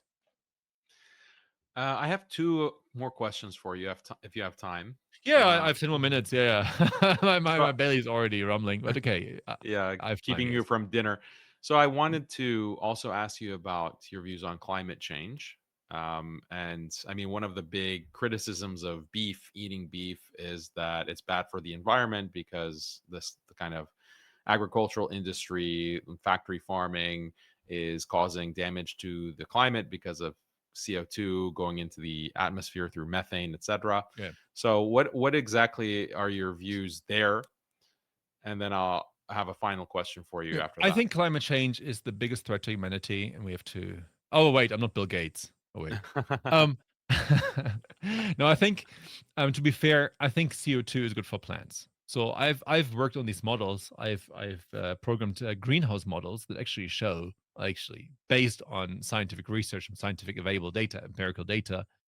You can see actually the best CO2 concentration in the atmosphere would be 1,500. The best for the trees and the best for greening the planet. The greener the planet, the better the microclimate. So I think CO2 is not the root cause of raising temperature. I think it's the effect. Because if the temperatures raise, the permafrost is releasing CO2, the ocean's releasing CO2, and that's what we see right now. Um, and also the CO2 level, right, that we have right now, if you compare it to the last 10,000, 100,000 of years, is probably the lowest we've ever seen. So saying that the Earth's gonna become inhabitable is a joke. If you see in the past, the dinosaurs were much bigger, and they needed a higher CO2 levels because this would mean like more plants and more life. So I'm in favor. of releasing CO2 to the atmosphere. And with the kettle, yeah, I have issues with these industrial kettle because all the shit they get to eat, all the soy, and then all this gets into the groundwater. That's maybe an issue I have. So, and also, these industrial meat has an omega 6 to omega 3 fatty acid ratio of 30 to 1, which is super unhealthy, which can cause colon cancer and everything. And if you eat grass-fed beef, it has like 3 to 1 to 5 to 1, which is perfect. So that's what I do. I mean, like here in the jungle, my neighbors, the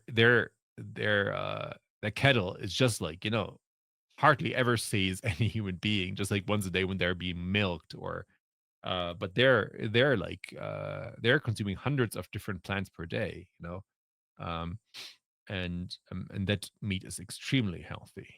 So that's what we consume. But anyways, I already talked about this, and you asked about climate change, and I think it's a hoax. Full stop. And they just use it in order to control us.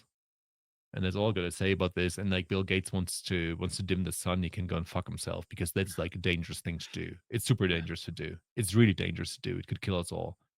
So yeah, I hope I mean people woke up to this during COVID. Like, okay, if they, the COVID hoax and like, the same people who were like vocal during COVID are vocal during the climate change, and people figured out that the one thing was a hoax, and they finally understand that climate change is also a danger. I mean, like in the United States, they already talk about this publicly, and conservative voices or libertarian voices are very vocal about this. In Europe, they're still like, oh, we need to shut down our industry, but they're gonna live in poverty at one point, and then climate change is not an issue anymore because if you can't even buy, food or to survive, you don't worry about climate change anymore. So Europe is gonna solve that problem itself that way, the hard way. But otherwise, climate change, no, I don't believe in that. I mean, I believe in changing climate, right? But I don't believe man-made climate change due to CO2. Right. So, what do you think that the increase in temperature is happening because of? If it's not man-made, do you think it's just natural Solar activity. solar activity? Yeah, I mean, like it probably is also partly man-made. So there's lots of deforestation, and then the sunlight reflects in a different way. Um, so it doesn't absorb. So, for example, if you have lots of wood, forests, etc., rainforests, jungles, it absorbs the light in a different way. It doesn't reflect it like deserts do, right? So I think greening the planet is the way in order to control the micro and mesoclimate. But for that, we need higher CO2 levels. You see the vicious circle. So if you Yeah. mention one thing, so I think the way where we're heading is good. And even if the temperature goes up for by 3 degrees, it's nothing to worry about. Like I think the hottest country in the world in average temperature is Burkina Faso. And there were no climate death in Burkina Faso, right? I mean, like, no, no, no. They have lots of different reasons of death in Burkina Faso, civil war, etc. But climate death, no. So also, if you look into the United States, how many people die because of heat and because of cold? I think it's 95% cold, 5% heat. So actually, it means Mm. like the hotter the planet, the better for us.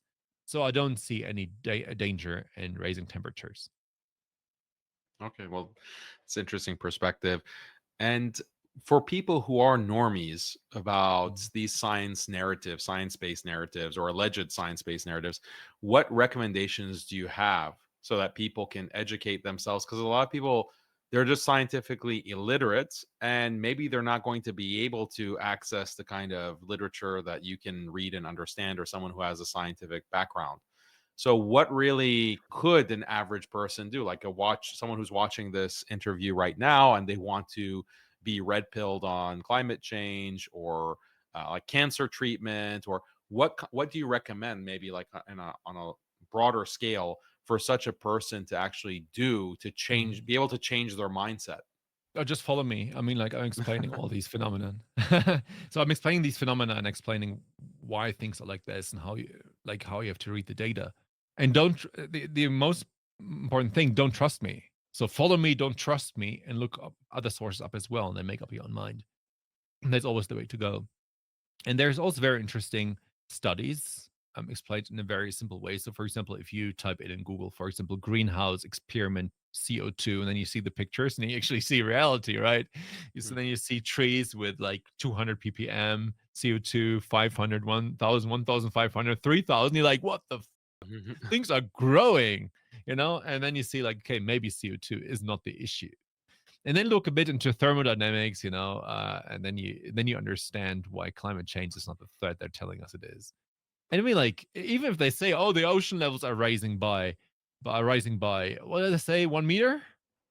I mean, I I'm mean, from that's what they Holland. claimed a long I'm from time the ago. Netherlands. It's the whole country is underneath the I don't know Sea how many level. meters below sea level. Just built it like a child can build a 1 meter high, a sandcastle. Just like 1 meter isn't an issue. So if you think that this is an issue, like off. There's we've been great engineers. They're great civil engineers. If the sea levels are really rising, and they've been rising and falling during thousands, 10,000, 100,000 of years without human interference. And if they believe now that we are causing all this, they didn't understand. They didn't understand the climate itself. Okay, well, thank you so much for your time. A lot of What very was the interesting final question? information. You wanted to ask a final question. I That want to was hang the up with final this. question. That was the final to kind of Really? wrap it all up because, we're I talking thought about there all was of something these. spicy. No, Well, what do you think is a spicy question I should ask you? I don't know. I don't know. Maybe I don't know. Yeah, ask you about like You I mean, World War with II. with Jake, you were talking about Islam. With me, you weren't at all. You know, Well, and but with Jake, he was the interviewer, so he was interviewing me as a oh, that's Muslim. why. Jake Yeah. Shields, yeah. No, So no, he I was met him asking me those personally. questions. He's amazing. He's unhinged, and like I love it. I mean, he's just like himself, and I Yeah, he's love how great. he's yeah. I like talking to him. But yeah, if you want to talk about Muslims and you're not too hungry or Islam, I'm happy to No, we can talk about open this that. 15 minutes because I'm agnostic. I'm like not I'm very neutral. I would say, but Mhm. I think it's an interesting topic in general because I think your audience is mainly Muslim, right? Yeah, so I'm obviously Muslim, and then we're like conservative Muslim. I'm conservative Right. Muslim, and so I attract that kind of audience. I have a lot of critiques of liberalism and critiques of modernity and maybe some skepticism. I have a science background myself. I studied physics and for many years and the history of science.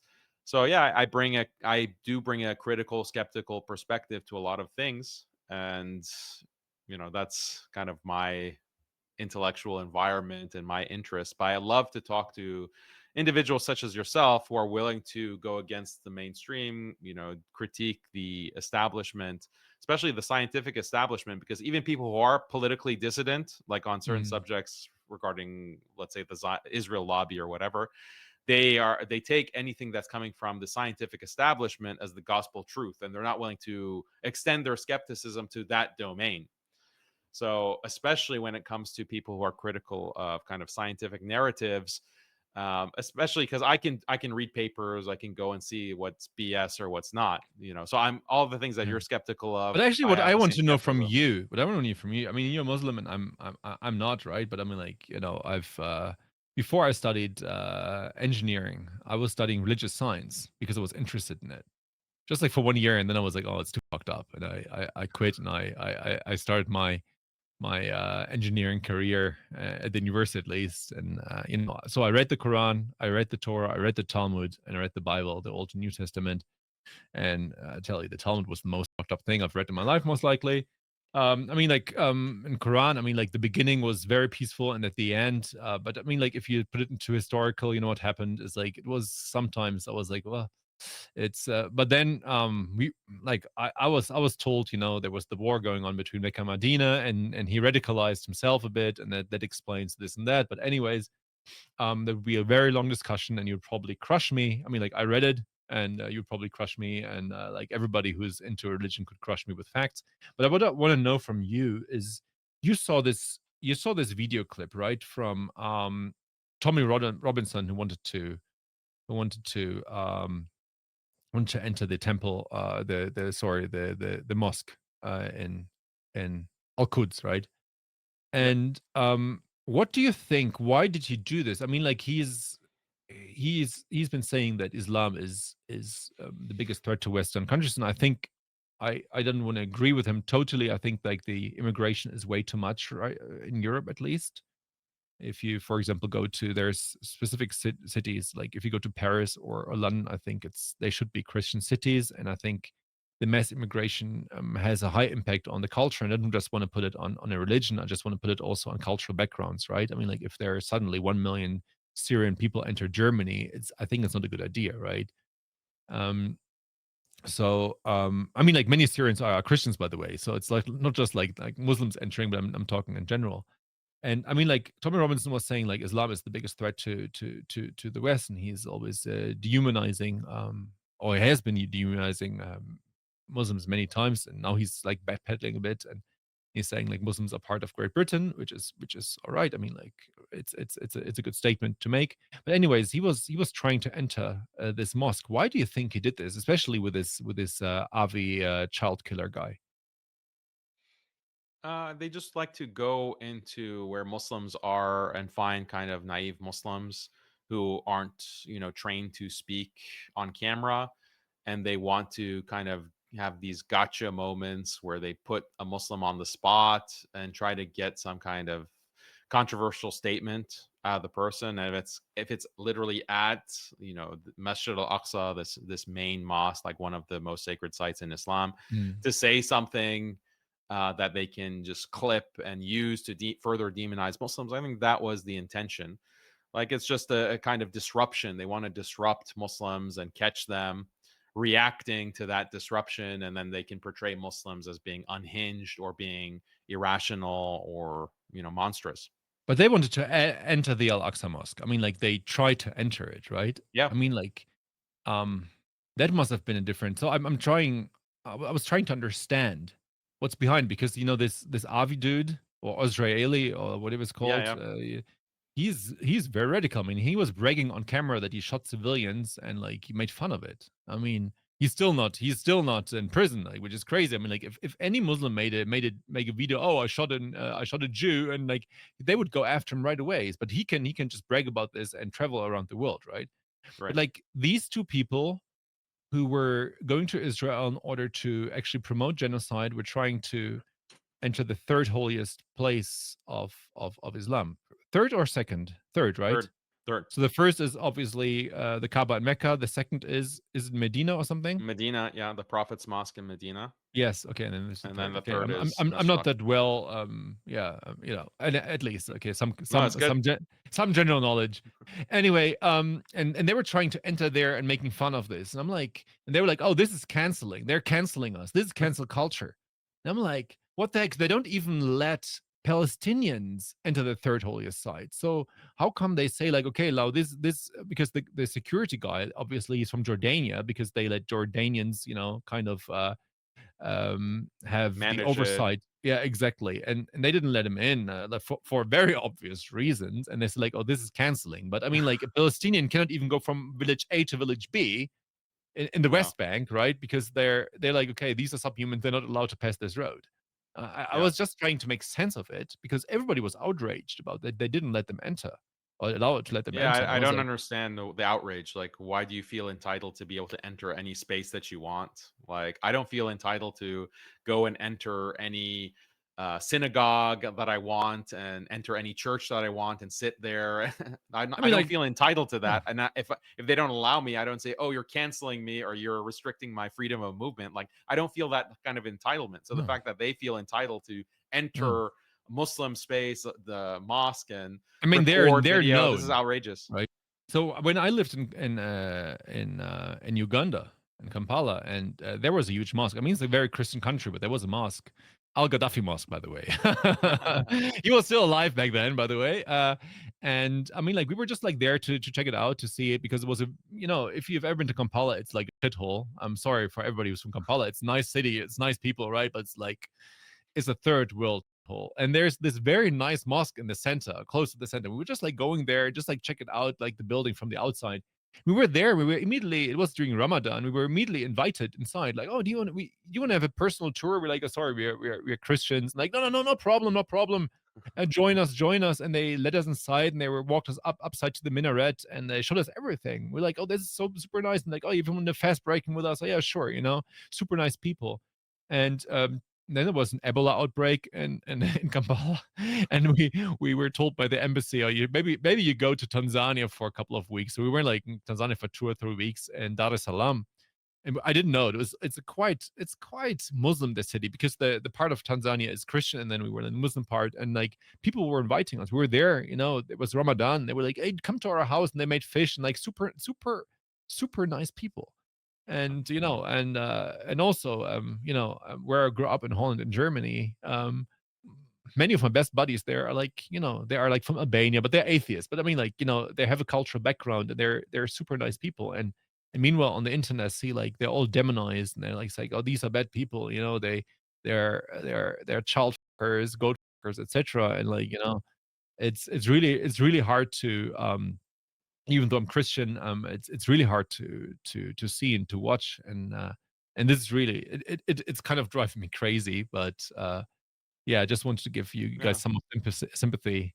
And yeah, and then by the way, today is the election day in New York, and I always say like, Yeah. "Hey, look, you wanna have another 9/11 happening?" And I don't believe that Muslims did 9/11, I didn't believe it, like, since 2003, and I think it was Mossad, but, the E-Team, the E-Team, Yeah. right? The 5 Yeah, bands yeah. I Israelis. think that people saying that are just it's more of a threat. It's like, do you want another 9/11? Yeah, yeah, Because if exactly. you if you vote No, for look one at gun. Laura Loomer. She's, like, saying Yeah. it every second day. "Look, another 9/11 is gonna happen. You're gonna see," It's a threat. No, It's gonna threat. And, like, no. in the aftermath of what happened, Lucky Larry Silverstein? Yeah, yeah. Yeah, Lucky Larry. I know his grandson, and he was seeing what I wrote on X, and he sent me messages like, "You're a anti-Semite. I didn't know you were that bad." And I was like, "I just blocked this dude." You don't want to have any link to anyone from the Silverstein family anyway. Yeah. They're able to do very evil stuff. But I mean, like, if you know how lucky he was that he wasn't there, and like all his Jewish friends weren't there that day as well, it's like weird. How did they know? Bush knew before and beforehand.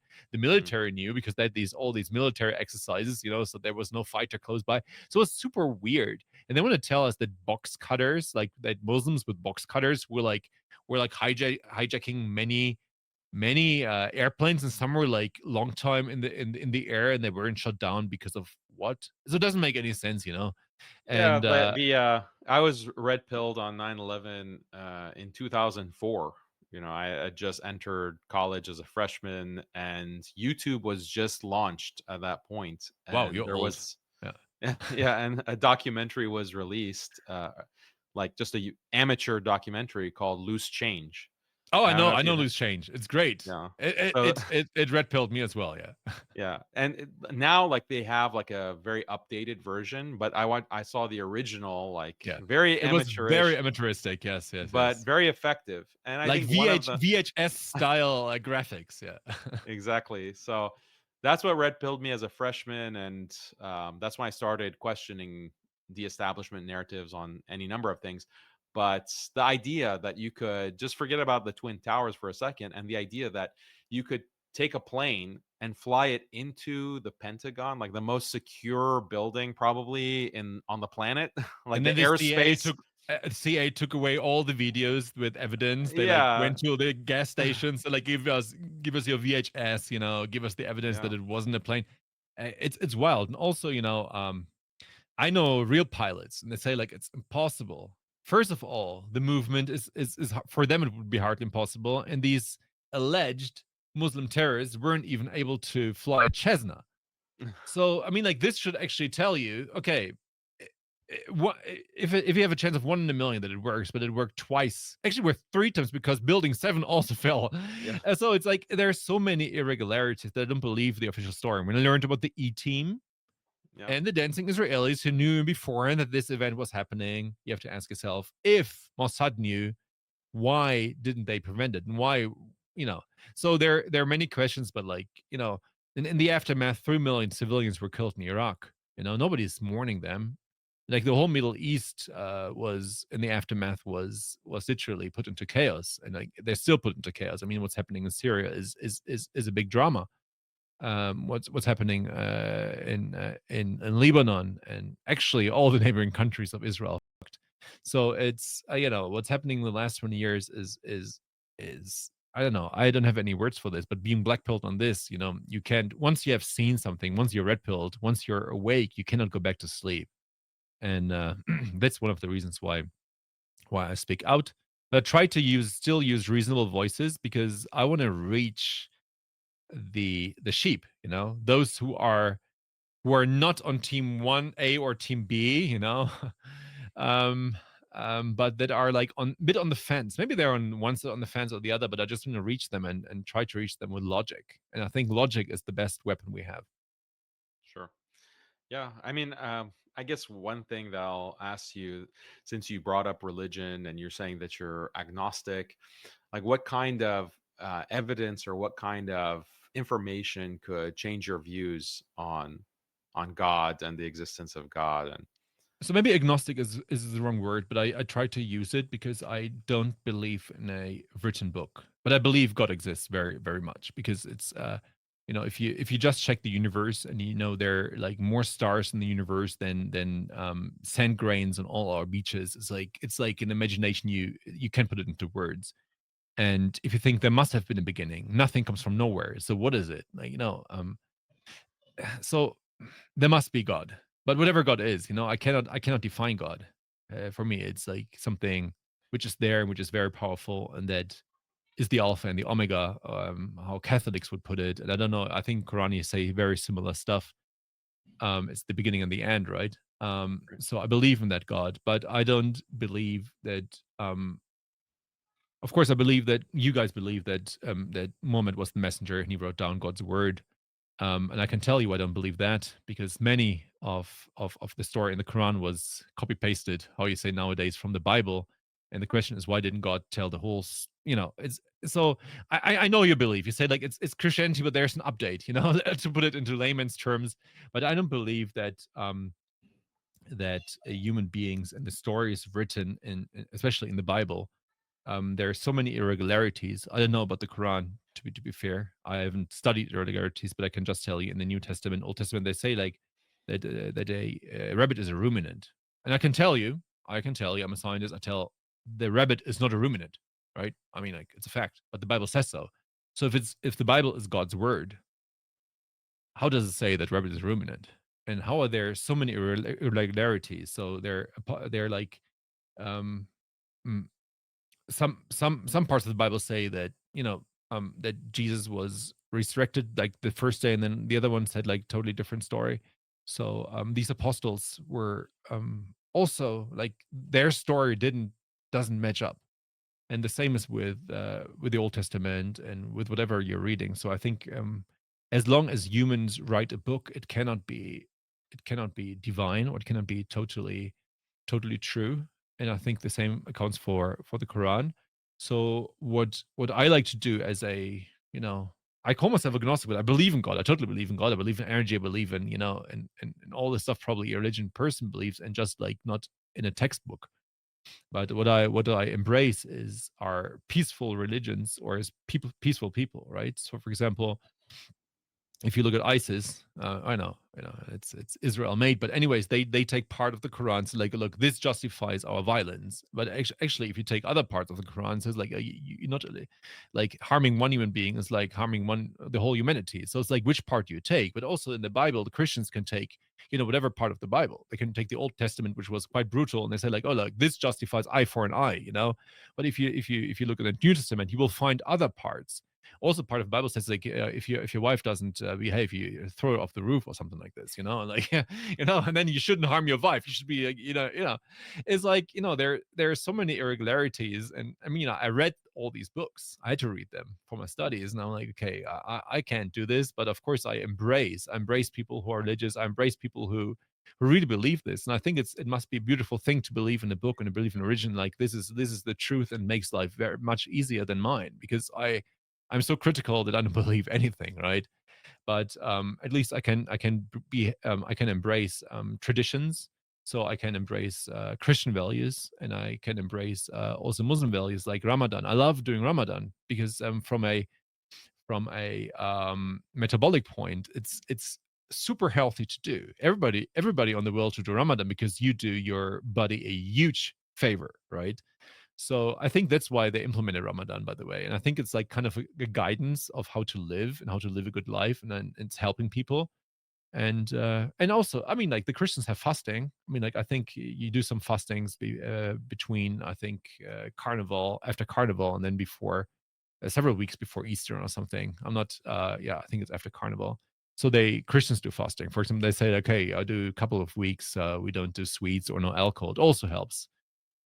So I like these kind of traditions and I embrace them. And as I said, when I was living in Cologne, Germany, I did Ramadan with my friends and I enjoyed it, and I felt much better afterwards. So it's not like because I did it because I'm religious, I believe in this. I did it because I like the community, I like my friends, and I enjoyed doing this. And anyways, I because I only eat once per day, usually once or maximum twice per day, depends on if my wife makes breakfast or not.